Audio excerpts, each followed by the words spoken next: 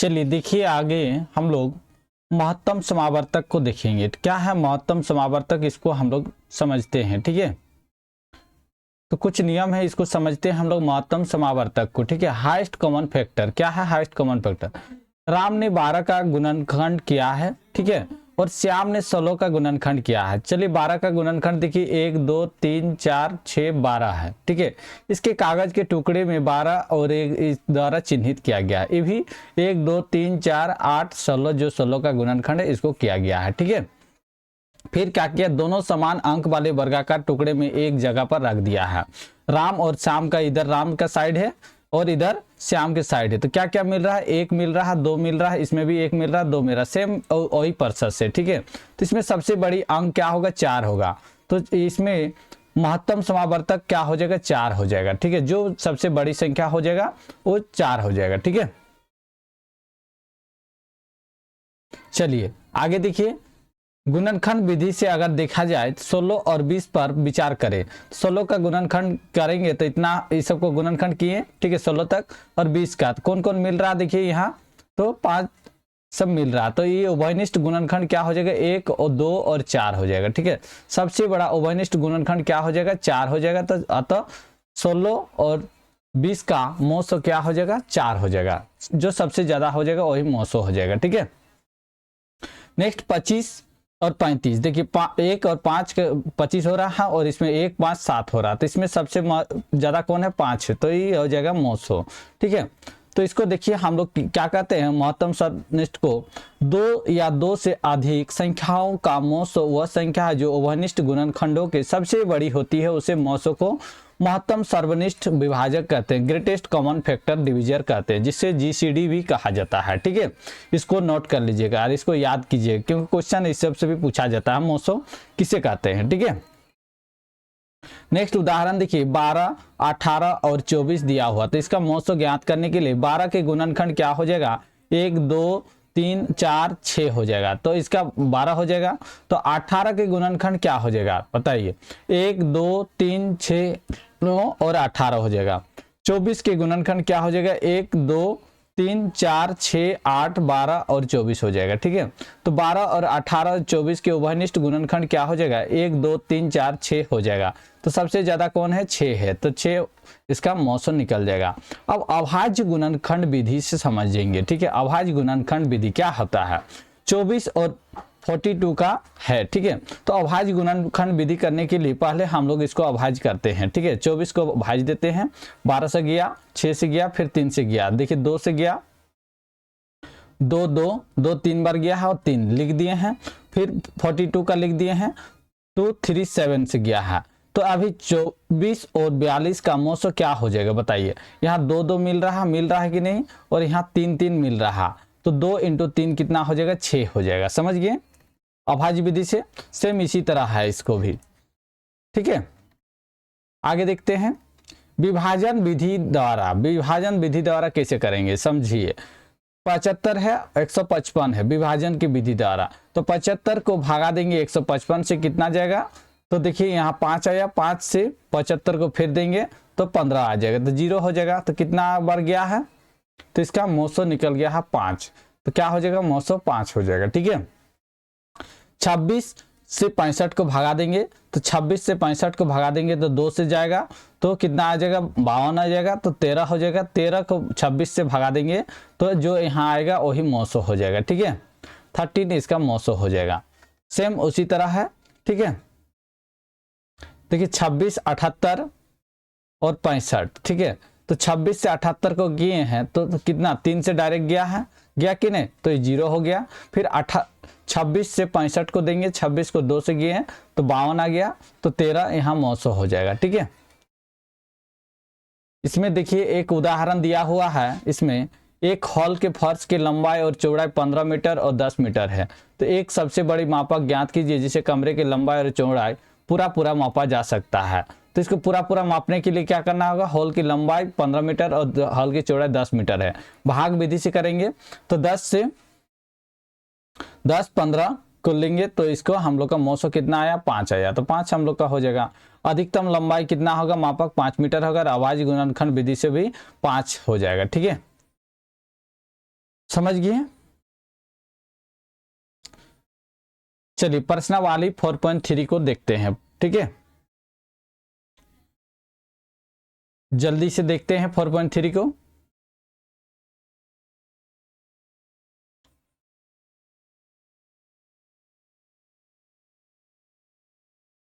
देखिए 4.3 में देखिए क्वेश्चन दिया हुआ, निम्नलिखित संख्याओं का अभाज्य गुणनखंड विधि द्वारा मौसो ज्ञात कीजिए। चलिए किसमें अभाज्य गुणनखंड विधि द्वारा निकालना है, ठीक है।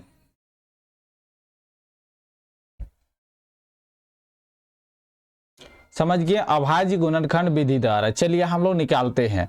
पहले हम लोग का अभाज्य गुणनखंड विधि द्वारा लिखना है, ठीक है। तो चलिए हम लोग इसको निकालते हैं।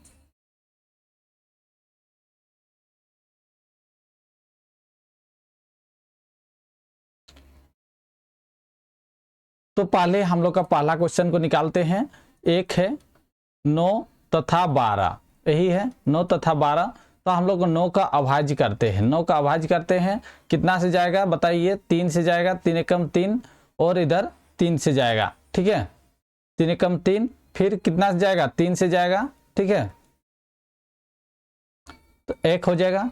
तो इसका हम लोग लिख सकते हैं, कितना लिख सकते हैं, तो 9 का अभाज्य गुणनखंड लिख सकते हैं, 9 का अभाज्य गुणनखंड कितना होगा बताइए। तो 1 और 3 3 हो जाएगा, होगा कि नहीं, बिल्कुल हो जाएगा। फिर हम लोग का देखिए 12 का लेते हैं। चलिए 12 का हम लोग, इसको आप बनाइएगा, पहले भाज्य कीजिएगा, 12 का यहाँ साइड में भाग कीजिएगा, तब ना जानेगा टीचर। 2 से किए 6 से जाएगा, फिर कितना से जाएगा, 2 से गया, 3 से गया, फिर 3 से और नहीं जाएगा, तो 3 एकम 3 हो जाएगा। तो 12 का इसको सेम लिखिएगा अभाज्य गुणनखंड द्वारा, क्या आ जाएगा, 1 2 2 और 3 आएगा, यही होगा, होगा कि नहीं। तो अब मौसो निकालना है। तो मौसो निकालने के लिए देखिए कौन सा जा रहा है, जल्दी से बताइए। मौसो निकालने के लिए क्या क्या जा रहा है, जल्दी से बताइए, जल्दी से बताइए।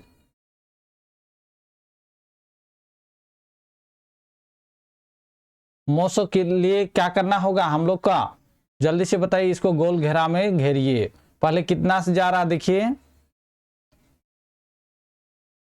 1 1 जा रहा। चलिए इसको 1 1 घेरते हैं, फिर 3 3 जा रहा। तो हम लोग को क्या है, अभाज्य मौसो कितना हो जाएगा,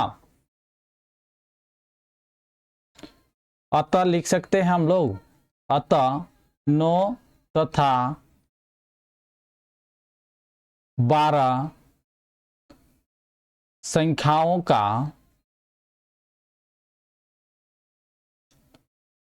का अभाज्य गुणनखंड विधि द्वारा मौसो, जिसको महत्तम संवर्तक कहते हैं, ठीक है, कितना 1 × 3 कितना हो जाएगा, 3 है, ठीक है, समझ गए। चलिए इतना तो समझे कि नहीं, जल्दी से नोट कीजिए, कॉपी में नोट कीजिए, फटाफट नोट कीजिए। वीडियो को रोकिए और देख लीजिए, वीडियो को पीछे जाइए, ठीक है, पीछे जाके आपको देखने को मिल जाएगा सारा, ठीक है। चलिए पहले हम लोग का क्या करना, विभाजन विधि से भाग देना है, उसके बाद आगे बनाना है प्रोसेस को।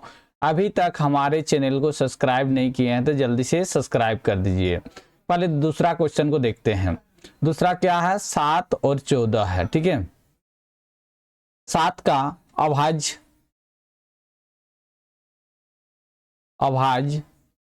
गुणनखंड क्या हो जाएगा बताइए, अभाज्य गुणनखंड क्या हो जाएगा 7 का, तो 1 से जाएगा और 7 से जाएगा, ठीक है, 7 को भगा दीजिएगा, कितना से जाएगा, 7 को भगा देंगे तो 1 कम 7 से जाएगा, तो 7 ही हो जाएगा। फिर हम लोग का 14 को भगा दीजिए, 14 को भगा देने के लिए 2 से भी भाग दीजिए 7, फिर 7 कम 7, तो इसको 14 का, ये सब लिखिएगा जी, आपको बार बार लिखना हमको टाइम हो रहा है, ठीक है। अभाज्य ऐसे बराबर डॉट चिन्ह दे रहे हैं तो ऊपर वाला का सेम होगा, ठीक है। तो 1 7 और कितना गया है, 2 से भी गया है। चलिए इसको ऐसा भी लिख सकते हैं, सीरियल वाइज लिखिए, छोटा से बड़ा, 2 और 7, ठीक है। तो यहाँ कौन कौन संख्या मिला है, एक संख्या मिला है, ठीक है, एक संख्या मिला है और 2 संख्या साथ साथ मिला है। तो हम लोग का क्या हो जाएगा, अतः हम लोग लिख सकते हैं, अतः 7 तथा मौसो, इसका कितना लिख लेगा, 7 और 14 का मौसो कितना निकलेगा, equal to 1 into 7 equal to 7 answer हो जाएगा, ठीक है। चलिए ये भागा को साइड में दिखाइएगा, इसको दिखाना जरूरी है क्योंकि तभी ना आप कैसे निकाले हैं तभी पता चलेगा, ठीक है, समझे कि नहीं।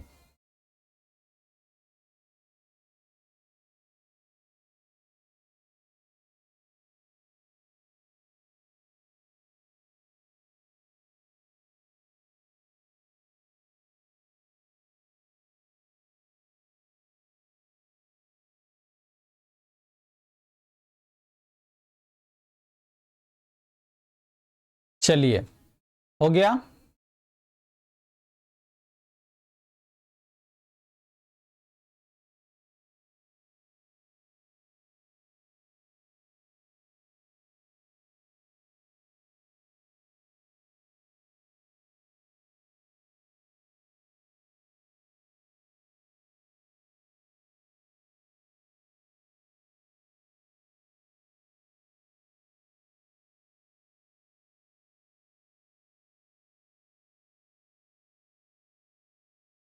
दूसरा हो गया,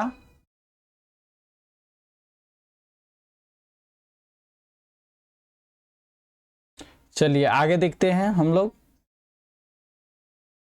तीसरा तीसरा क्वेश्चन को देखिए, तीसरा क्वेश्चन के क्या हो जाएगा बताइए, तीसरा का आंसर बताइए।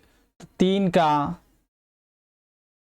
अभाज्य गुणनखंड, अभाज्य गुणनखंड क्या हो जाएगा जल्दी से बताइए, अभाज्य गुणनखंड तो 1 और 3 से होगा, ठीक है। कैसे होगा, 3 से भागा दीजिए 3 को तो 1 से जाएगा 3 को, ठीक है, फिर 3 एकम 3 हो जाएगा, ठीक है, कितने जाएगा, फिर 9 को भगा दीजिए, 9 को भगा देने से कितना से जाएगा, 3 से जाएगा, 3 एकम 3, ठीक है।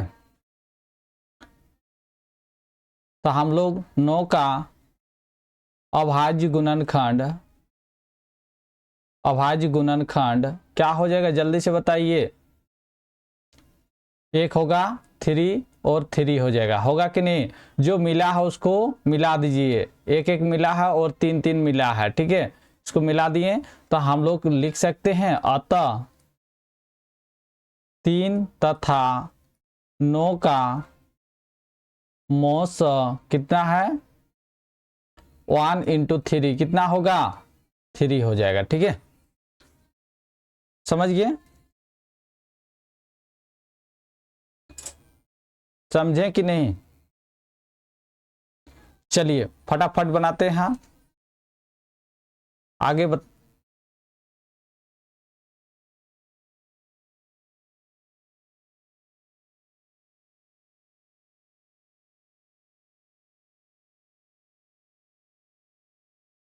चलिए आगे देखिए। 4 नंबर का देखिए, एक को बना दे रहे हैं, बाकी सबको बनाना होगा, ठीक है। 5 6 आपको बनाना है, ठीक है। 6 का अभाज्य गुणनखंड क्या हो जाएगा बताइए, अभाज्य गुणनखंड, फिर 15 का सेम लिखिएगा, ठीक है, फिर 24 का भी सेम लिखिएगा। चलिए 6 को भगा दीजिए, 1 से जाएगा 6, फिर कितना से जाएगा, 2 से जाएगा 3, इसको हम लोग लिख सकते हैं 1 2 और 3, फिर यहाँ बराबर दीजिए, फिर कितना है 15 है ना, 15 को भगा दीजिए, 15 को कितना से जाएगा, 1 से जाएगा, 15 कम 15, फिर 3 से जाएगा 5 और जाएगा नहीं जाएगा, तो इसको लिख सकते हैं 1 3 5, ठीक है। फिर कितना है 24, 24 को भगा दीजिए इधर, 24 को भगा दीजिए, 2 12, फिर 6, फिर 3 दूनी 6, होगा कि नहीं। इसको हम लोग लिख सकते हैं, एक से तो जाइए रहा, 2 2 इंटू 3 हो जाएगा, होगा। अब देखिए कौन कौन मिल रहा है, जल्दी से मिलान कीजिए, फटाफट मिलान कीजिए। कौन कौन मिल रहा, एक एक मिल रहा, देखिए 2 2 मिल रहा, नहीं मिल रहा, तो हम लोग का इस सबको एक ही लाइन में मिलाइएगा ऐसा करके, ठीक है। चलिए, और इसमें देखिए 3 3 मिल रहा, बिल्कुल 3 3 मिल रहा, देखिए यहाँ 3 3 मिल रहा, ठीक है, 3 3। तो इसका हम लोग लिख सकते हैं 6 15 तथा 24 का मोस क्या हो जाएगा, 1 इंटू 3 इक्वल टू 3 आंसर हो जाएगा। बाकी इस सब को बनाइएगा, ठीक है, 2 क्वेश्चन बनाइएगा अपने से, ठीक है।